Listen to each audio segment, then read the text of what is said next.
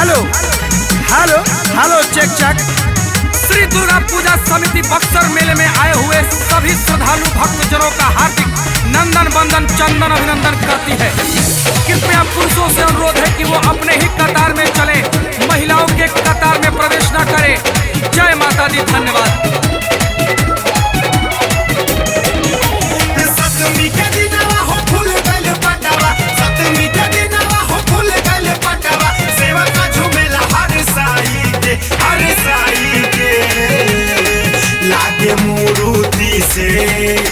लागे मूर्ति से मैया मोरी दुलारी हो कि बोली दी है मुस्काई के ना।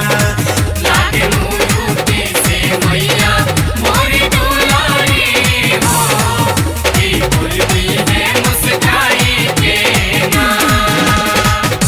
आवश्यक सूचना, मेले में एक बच्चा खो गया है।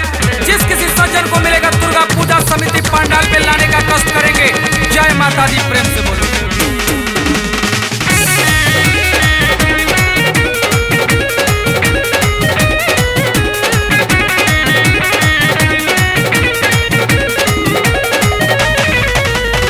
गुंजेला सगरी जय जय देख माई के जय करिया हो। मोहला मनवा ओढ़ले बारी लाली रंग चुनरिया हो।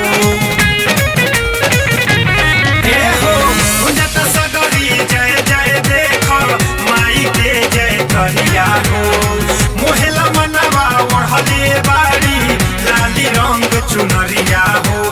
स्वर्ग से सुंदर लागे नजारा परत चरनिया माई के। आह माई के लागे मूर्ति से मैया मोरी दुलारी हो कि बोली दी है मुस्काई के ना।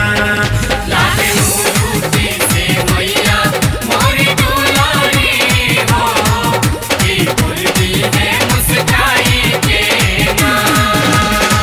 पंडाल में सभी श्रद्धालु भक्तजनों से अनुरोध है कि अपने अपने उचित स्थान पे खड़े रहें और प्रसाद लेके जाएं।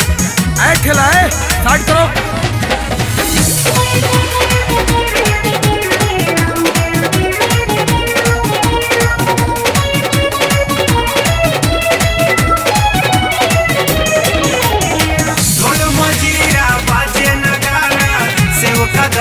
झुमता हो शीश झुकाई देखा हो भगता माई चरनिया झुमता हो।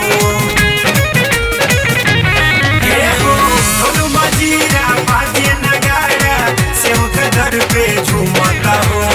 शीश झुकाई देखा हो भगता माई चरनिया झुमता हो। ले ली माई उठाई जे भी धीरे सरनिया आई के। आई के लागे मूर्ति से मैया मोरी दुलारी हो कि बोली दी है मुस्काई के ना। लागे मूर्ति से मैया मोरी दुलारी हो कि बोली दी है मुस्काई के ना। सभी माँ भक्तों से अनुरोध है कि अपने अपने कतार में खड़े रहें और माँ का प्रसाद लेके जाएं। और प्रशासन से अनुरोध है कि भीड़ को काबू बनाए रखें और माँ भक्तों से अनुरोध है कि शांति बनाए रखने में हमारा सहयोग करें।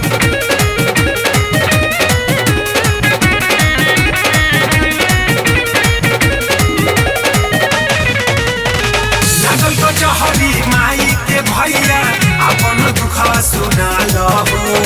कहे सुनील सगरी जीवन तू सफल बना लहो। साइड साइड साइड लागल को चहरी माई के भैया अपन दुखवा सुना लहो। कहे सुनील सगरी जीवन तू सफल बना लहो। भइल दीवाना भक्ति में मन तू नाचे भजनिया गाई के। गाई के लागे मूर्ति से मैया मोरी दुलारी हो कि बोली दी है मुस्काई के ना। लागे मूर्ति से मैया मोरी दुलारी हो कि बोली दी है मुस्काई